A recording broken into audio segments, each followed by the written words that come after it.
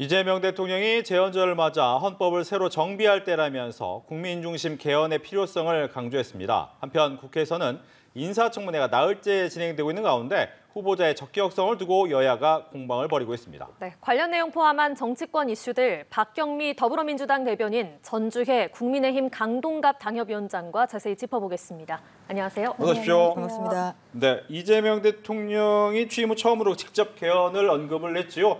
여러 가지 내용이 포함이 되어 있는데 아마 대선 선거운동 기간부터 얘기가 나왔던 것이라서 앞으로 개헌의 속도가 좀 붙느냐 이 부분에 대한 얘기를 듣겠습니다. 민주당부터 듣겠습니다. 네, 재헌절을 맞아서 이재명 대통령께서 SNS에 이제 메시지를 내셨는데요. 탄핵 국면을 거치면서 우리 국민들의 헌법에 대한 관심이 매우 높아져서 헌법책도 많이 팔렸다고 하지요. 더불어서 개헌에 대한 관심도 집중이 되고 있는 것 같습니다. 오늘 이제 올리신 내용은 5.18 민주화 운동의 헌법 전문 수록, 그리고 기본권 강화, 자치분권 확대, 그리고 권력기관 개혁. 이거는 국민적 공감대가 널리 형성되어 있는 부분이니까 명시를 하신 것 같고, 대통령 그 4년 연임제 같은 경우는 조금 더 논의가 필요하다고 해서 오늘 포함되지는 않은 것 같습니다. 이 87 체제, 38년 된 헌법 바꿔야 되죠. 이건 이제 국회 시간이니까 개헌은 국회의장님들이 취임하실 때마다 일성으로 강조하시는 게 이 개헌이고 가장 우선순위를 두어서 뭐 정세균, 문희상, 박병석, 김진표 의장님 모두 다 개헌에 힘을 쏟으셨고 지금 우원식 의장님도 마찬가지인데요. 이번엔 전주혜 당협위원장, 국민의힘 당협위원장에게 개헌의 가능성에 대한 얘기를 듣겠습니다. 개헌에 대해서는 뭐 국민의힘은 굉장히 적극적인 지금 태세입니다. 그래서 제가 이번 주 이제 월요일에 만료된 국회의장 산하의 국회 자문위원으로 활동을 했는데요.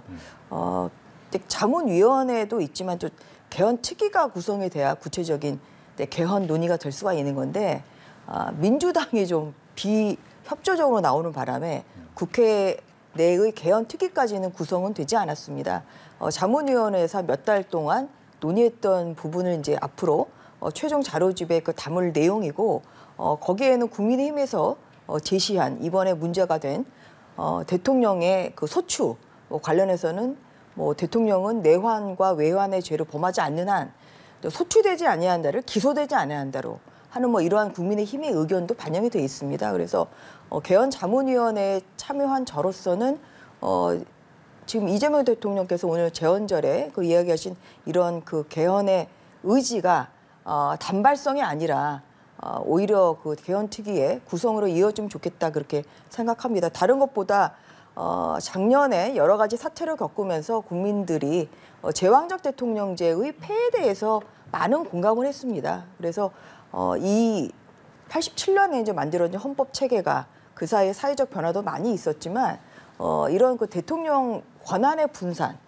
그리고 또 제왕적 의회 권력의 분산, 이러한 것이 필요하다는 그런 공감대가 많기 때문에 조속히 개헌특위를 구성을 해서 이런 대통령제의 또 분산, 권력의 분산 그리고 또 의회의 권력의 분산이라는 그러한 오히려 이제 권력의 어떤 그런 그 앞으로의 개선점을 좀 가지는 방향으로 저는 적극적으로 추진되기를 희망하는 바입니다. 예. 자, 인사청문회 슈퍼위크 오늘 나흘째인데요. 오늘은 구윤철 기재부, 김정관 산자부, 조현 외교부 장관 후보자의 인사청문회가 진행이 되고 있습니다. 이 중에 조현 외교부 장관 후보자의 경우에는 국민의힘이 무자격 6적으로 네. 지목을 한 인물입니다. 왜 그렇습니까?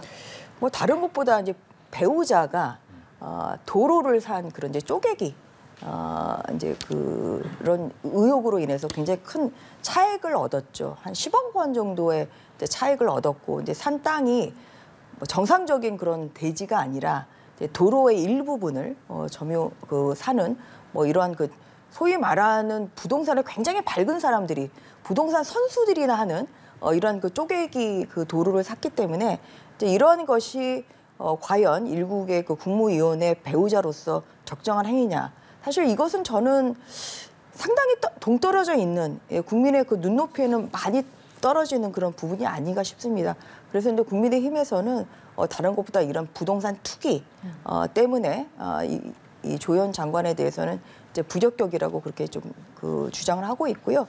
그리고 아들 부부에 대한 이제 편법 증여 의혹도 있었죠. 그리고 또 아들 부부가 소유하는 그 집에 2년 동안 살면서 계약서나 이런 것을 하나도 작성하지 않다가 이제 부랴부랴 7월 4일에서야 반월세 계약서를 지금 작성했다, 이러한 이야기가 나오기 때문에 뭐 다른 것보다 국민들의 눈높이에 맞는 이러한 부분에서 이러한 그 뭐 투기 의혹이랄지 아니면 편법 증여 의혹이랄지 아니면 또 좀 더 치밀하지 못한 뭐 이러한 그 어떤 거주 형태 뭐 이런 것이 아무래도 좀 국민들의 눈높이에는 많이 좀 동떨어져 있는 그런 부분이라 부적격으로 오늘 주장을 하고 있고, 오늘 또 청문회가 열리고 있죠. 그래서 청문회가 또 청문회 이후에 또 여론도 좀 주시해야 될 것 같다고 생각합니다. 네, 민주당에서는 이 부동산 투기와 일명 아빠 찬스 의혹, 이 부분에 대해서는 어떤 입장입니까?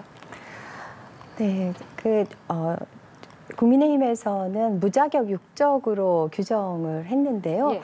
저는 동의할 수가 없는 게 그 조현 후보자의 경우는 외교부에서 잔뼈가 굵은 분입니다. 그래서 외교부 1차관, 2차관을 다 지냈고 주 유엔 대사, 그 이전에는 인도와 오스트리아 대사도 한 그런 굉장히 다채로운 경험을 갖고 있고 대통령실에서도 근무를 했었고, 그런데 방금 전주 의원님께서 말씀하신 그 한남동 땅 관련해서 그게 내부 정보, 대통령실 정보를 이용한 것이 아니라 당시에 많이 공유되어 있던 그런 개발 계획이고, 물론 거기에 대해서는 이제 송구하다는 그런 사과를 하셨는데, 수익을 얻은 것은 사실이지만은 투기가 아니라 그냥 횡재라고 그렇게 표현을 하셨더라고요.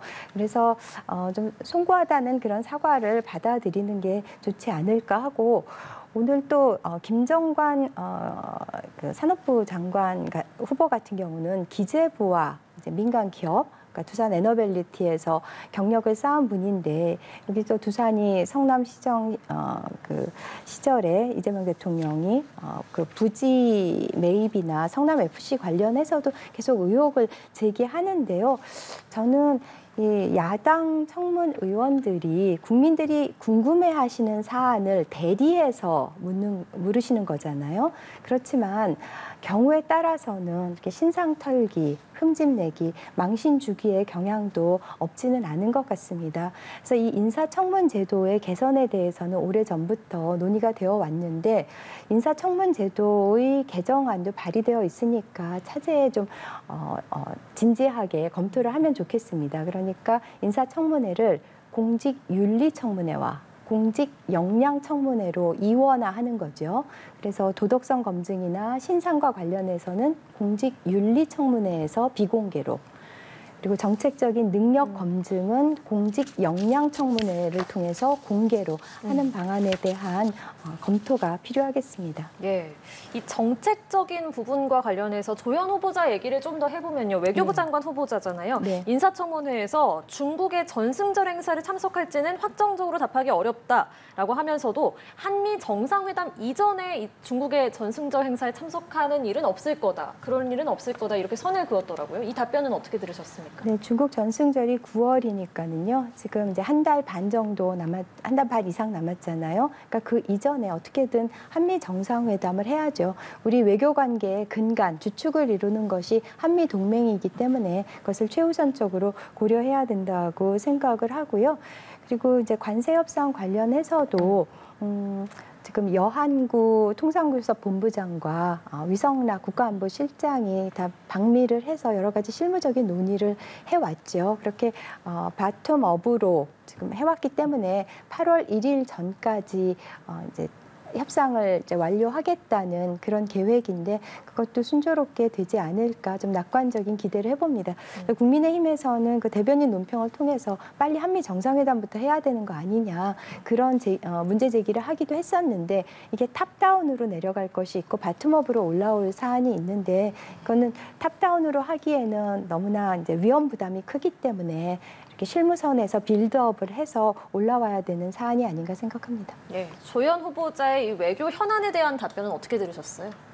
아무래도 전승절 참석 여부는 본인이 결정할 것은 아니고 결국 이제 대통령실과 협의를 해서 결정을 해야 될 것 같습니다. 그런데 이 정승절 이제 참석 여부가 사실 또 대미 외교에 있어서 참석하느냐 안 하느냐가 굉장히 또 미국에서는 주시하고 있기 때문에 결정하기가 좀 어려운 그런 면이 있습니다만 저는 개인적으로는 정승절 참석을 하는 것이 안 하는 것이 오히려 대미 외교에는 도움이 된다고 생각합니다. 그리고 또 지금 빨리 어떤 그런 한미 정상회담이 좀 이루어지기는 굉장히 어려운 것 같고 조현 후보자가 어떤 그런 관세 통상의 그 협상에 대해서는 낙관적으로 생각하고 있습니다만 그는 굉장히 어떻게 보면은 그 장밋빛 좀 전망을 가지고 있는 것이고요. 지금 그 미국의 국무장관이 얼마 전에 한국에 오기로 했다가 지금 또 취소가 되지 않았습니까? 그렇죠. 아직도 아무런 진전이 지금 이루어지고 있지 않기 때문에 이제 그러한 면에서 그 한미 좀 관세 협상이 가장 중요한데 여기에 대해서 조현 그 지금 후보자가 장관에 취임을 하더라도 사실 속도가 내기는 쉽지는 않은 상황인 것 같습니다. 이러한 면에서 좀 오늘 그 이루어지는 그 청문회에서 조현 후보자가 속 시원한 대답은 좀 하기가 어려운 상황이 아닌가 좀 그런 생각이 들고요. 앞서 이제 말씀드린 대로 저도 그 조경미 의원님 말씀하신 것처럼 어떤 그런 그 이 인사청문회의 제도 개선은 분명히 필요하다고 생각합니다. 다만 항상 여당일 때와 야당일 때가 말이 다르거든요. 그러니까 야당일 때는 이런 도덕성 검증이 중요하기 때문에 이런 것을 해야 된다고 하다가 또 여당이 되면은 이럴 필요는 없고 자질 검증이 중요하다고 하는 이러한 이제 악순환이 좀 되풀이되는 것이 저도 좀 안타까운 생각이고 적정한 선에서 어떤 그런 검증 제도, 청문회 제도의 좀 개선은 좀 필요하다고 생각합니다. 그런 면에서 도덕적인 면에서 이제 국민들로부터 거의 낙제점을 받고 있는 이진숙 후보자랄지 아니면 이제 강선우 후보자에 대한 어느 정도의 정리가 저는 좀 필요하다고 생각합니다. 국민의힘에서도 이 육적 중에 가장 대표적인 분이 이 두 분인데 이 두 분은 청문회가 끝났음에도 불구하고 아직까지도 지금 여론을 살피고 있다는 그런 고구마 같은 지금 답변만 대통령실을 하고 있거든요. 그래서 국민들의 눈높이에 맞지 않는 후보자를 좀 같이 뭐 사퇴를 한달지 아니면 철회를 한달지 이러한 걸 신속하게 이루어진다고 하면 뭐 국민의힘에서도 좀 육적이라는 그런 이유로 어떤 약간은 좀 그런 그 소비적인 그런 청문회의 좀 그런 패턴은 뭐 좀 시정되는 뭐 그러한 계기가 될 것으로 희망합니다. 네. 뭐 육적 원래는 이제 오적에서 이제 한 분이 더 늘면서 육적이 됐는데 그 중에서도 두 분이죠. 가족부 장관 후보자인 강선우 후보자, 또 교육부 장관 후보자인 이진숙 후보자. 이 두 명에 대해서는 앞서 말씀해 주신 것처럼 좀 논란이 많이 되기 때문에 좀 정리가 필요하다라는 것이 이제 국민의힘의 입장인데 민주당에서는 민주당 보좌진 협의회에서 또 얘기를 한 만큼 당내에서 또 분위기가 어떤지 궁금해요. 네, 그 두 후보자가 국민 눈높이에 맞지 않고 또 여러 국민적 공분을 일으키고 있는 것은 사실입니다. 특히 이제 강 후보자 같은 경우는 전적으로 잘못을 시인하고 진정성을 담아서 사과를 했었으면 좋았을 텐데 청문회에서 또 해명을 한 것이 또 사실과 부합되지 않는다는 또 다른 증언으로 이어지면서 또 다른 의혹이 계속 추가로 보도되면서 어려운 상황인데요. 이재명 정부가 인수위 없이 출발했다는 점을 조금 감안해 주셨으면 하는 말씀을 다시 한번 들려봅니다. 그러니까 3년 전으로 시계를 되돌려 보면 윤석열 정부는 대선 후에 2달간의 시간적 여유가 있어서 널리 인재를 구하고 검증할 수 있는 시간적 여유가 있었는데 저희는 바로 출발했기 때문에 물론 그렇다고 해서 철저하게 검증하지 못한 것이 정당화되는 것은 아니지만은 그 요인도 고려해 주셨으면 하는 말씀을 다시 한번 드려봅니다. 알겠습니다. 국민의힘에게는 윤희숙 혁신위원장 질문 드릴게요. 네. 어제 한 4명의 이름을 실명 거론하면서 네. 거취를 표명해라라고 했는데 끝나고 나서 비공개에선 내가 힘들었다라고 얘기한 걸 보면 당내 분위기는 혁신위에 대해서 어떻게 생각하는 겁니까? 어제 이제 윤희숙 위원장의 저 발언이 굉장히 파장이 컸는데요. 그런데 이제 이것을 이제 혁신위원회 의결을 거쳐서 한 발언은 아니고 혁신위원장이 기자 간담회를 통해서 한 이야기로 이렇게 알고 있습니다. 이제 그러다 보니까 혁신위원들 사이에서의 사실 공감대가 있었는지 이런 것도 좀 오늘 그 아마 비대위에서도 뭐 좀 그런 문제도 좀 또 지적이 됐던 걸로 좀 듣고 있고요. 그래서 그 다른 것보다도 이제 뭐 4명에 대한 이제 거취 표결보다는 이런 그 집단 그 지도 체제의 이제 변경, 그러니까 지금 현재 혁신위에서 지금 제안한 이런 그 지도 체제 변경, 그러니까 지금 당 대표와 이제 최고위원을 없애고 좀 어떻게 그 지도 체제를 변하는 이러한 것을 지금 혁신위에서 의결하지 않았습니까? 이제 이러한 부분에 대해서는 사실 그 여러 가지 좀 컨센서스가 필요한 것 같습니다. 그래서 어제 있었던 이제 발언 이외에도 혁신위원회에서 이제 이야기 나온 뭐 이러한 이제 뭐 여러 가지 부분에 대해서 오늘 좀 심도 깊은 논의가 있었던 걸로 알고 있고요. 그리고 뭐 송원석 비대위원장이 또 이런 혁신적인 방향에 대해서 어떤 그런 뭐 답을 정해놓고 이렇게 하는 뭐 그런 뭐 형태는 아니기 때문에 이제 그러한 면에서 앞으로 이제 20일에 의원총회를 한다는 거죠. 그래서 20일까지 이제 이루어지는 그 의원총회까지 며칠의 시간이 있기 때문에 당내에서도 좀 의견을 좀 취합을 하고 그리고 또 혁신위원들의 좀 의견도 취합을 하면서 좀 그렇게 절충점을 좀 맞춰가는 것이 필요할 것 같습니다. 오늘 좀 들리는 얘기로는 그런 절충안, 그리고 혁신위안에 대한 좀 뭔가 그 절충안도 오늘 좀 나왔다고 있기 때문에 지금 국민의힘은 이제 혁신으로 나아가고 있는 그런 상황이라 며칠 더 좀 추이를 지켜볼 필요가 있다고 생각합니다. 네, 박경미 대변인께는 민주당 당대표 경선 얘기 여쭤보겠습니다. 정청래 후보는 텃밭인 호남을 찾아서 힘있는 리더십을 강조를 했고요. 박찬대 후보는 영남을 찾아서 일 잘하는 리더십을 강조했습니다. 어제는 첫 TV 토론도 있었는데 민주당 당권 경쟁의 변수 뭐라고 보십니까? 네, 정청래 후보와 박찬대 후보가 선의의 경쟁을 펼치고 있는데요. 초반부터 뭐 훈훈하게 시작을 하긴 했었죠. 그러니까 박찬대 후보는 나는 히딩크고 정청래 후보는 박지성이다. 히딩크 후보가 골게터인 박지성을 발탁했다. 이렇게 덕담도 주고받곤 했지만 그래도 경쟁은 경쟁인지라 조금씩 가열되고 있는 것 같습니다. 그래서 당원 주권 정당이나 검찰 개혁에 대해서는 한 목소리를 내지만은 야당 협치와 관련해서는 조금 결을 달리하기도 하는데요. 정청래 후보는 이제 억지를 쓰면은 강력 돌파를 하겠다. 박찬대 후보는 어루고 달래면서 좀 협치를 강조했습니다. 그리고 또 정청래 후보는 싸움은 내가 하고 대통령은 일만 하시라. 박찬대 후보는 싸움도 일도 대통령과 내가 같이 하겠다. 이렇게 조금씩 다르기도 하는데 정청래 후보의 경우는 이제 대선 때 호남에서 계속 활동을 했기 때문에 호남에서 좀 강세인 상태이고요. 그리고 당심과 일반 여론에서는 정청래 후보가 현재까지 여론조사 결과 앞서는 것으로 나와 있지만 박찬대 후보는 더 많은 현역 의원들이 지지하는 것으로 알려져 있습니다. 그러면은 그 조직력이 가동된다고 할 때 또 골든 크로스가 일어나지 않을까 하는 그런 기대감을 갖고 있습니다. 그래서 이번 주말에 충청 영남, 다음 주에 호남과 경기 인천, 그리고 마지막에 이제 서울, 제주, 강원 이렇게 되는데 8월 2일까지 가봐야지 승부를 누가 당대표일지 알 수 있을 것 같은 그런 혼전과 박빙의 양상입니다. 예, 알겠습니다. 지금까지 박경미 더불어민주당 대변인, 전주회 국민의힘 강동갑 당협위원장과 이야기 나눴습니다. 고맙습니다. 고맙습니다. 고맙습니다.